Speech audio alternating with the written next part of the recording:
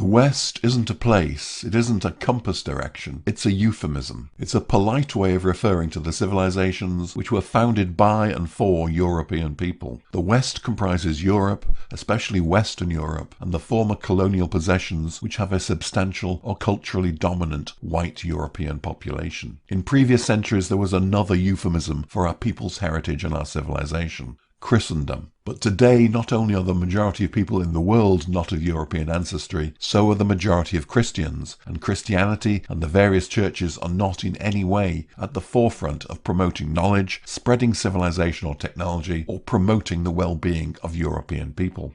More than that, Christianity seems to be on the side of those who want to see white communities replaced. Yes, replaced. They see homogeneous white communities as something horrible, something to be ashamed of, and something which should be replaced by a mishmash of races and diverse cultures. We, as white people, as people of European ancestry, culture and heritage, need to put our own interests into view.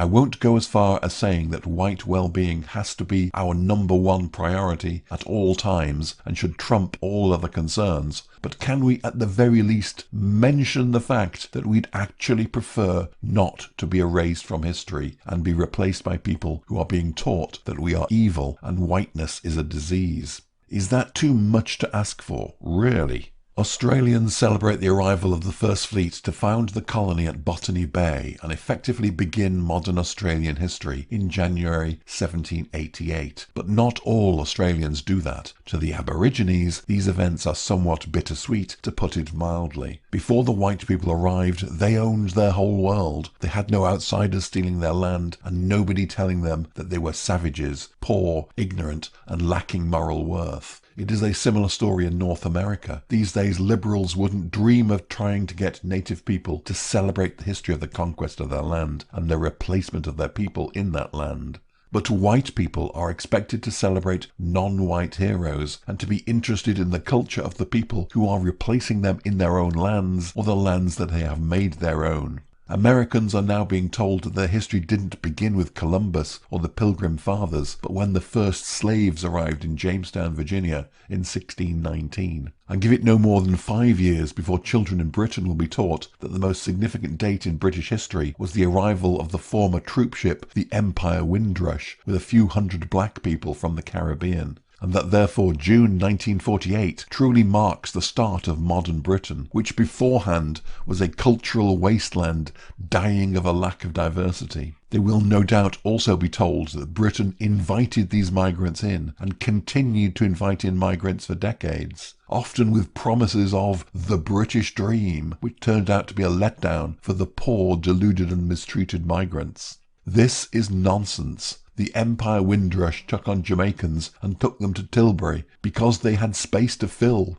and people were the only cargo the ship could take. They charged them £28 a head and they had queues of takers. This is just free enterprise. It was no more government policy or an expression of the will of the people than other morally dubious business ventures such as expensive loans to the poor, gambling or selling cigarettes. Just because something is not illegal, it doesn't follow that the people endorse it. Some people made money from transporting immigrants. Other people made money from employing immigrants at low wages. The mass of the British people were not consulted, and they did not consent.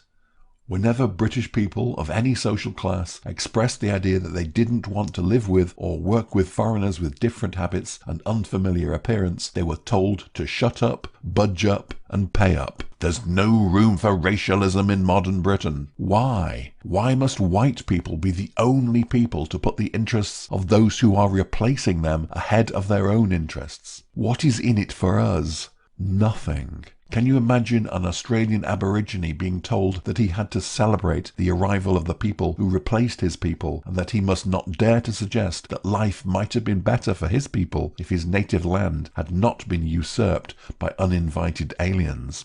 But the Aboriginal people of Britain, Germany, France, Sweden, Ireland and the rest of Europe are being told that they have to not only accept replacement, but they should be seen to celebrate it, or they are morally deficient. No, there is nothing wrong with knowing who you are and being against the replacement of your people and the denigration of your culture. It is not a moral weakness, it is a moral imperative.